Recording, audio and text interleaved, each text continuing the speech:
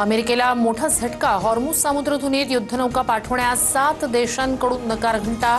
चीन, France, Australia, Japan, दक्षिण Korea, Britain आणि जर्मनीनं ट्रम्प यांचा प्रस्ताव नाकारला।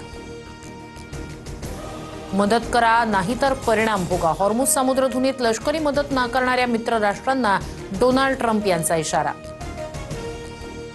एलपीजी वाहक शिवालिक जहाज गुजरातच्या मुंद्रा बंदरात दाखल, तर नंदादेवी जहाज उद्या कांडला बंदरावर पोहोचणार असल्याची माहिती। एकूण 92,700 मेट्रिक टन एलपीजी गॅस भारतात उपलब्ध होणार।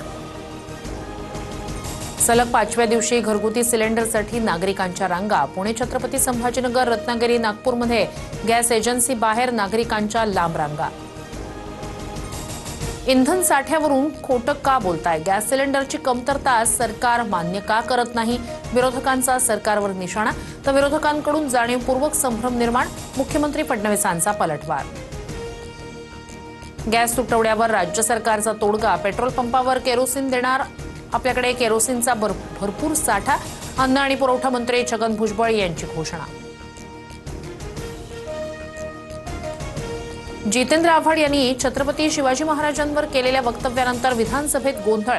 विरोधकांकडून जितेंद्र आव्हाड यांच्या निलंबनाची मागणी, तर चौफेर टीकेनंतर आव्हाडांकडून दिलगिरी व्यक्त। उन्हाच्या चटक्यानंतर आता अवकाळी पावसाचं सावट। राज्यात 7 जिल्ह्यांना येलो अलर्ट। पश्चिम महाराष्ट्र, मराठवाडा आणि विदर्भात वादळी पावसाचा इशारा। पश्चिम बंगाल आणि केरळ विधानसभेसाठी भाजपकडून पहिली यादी जाहीर।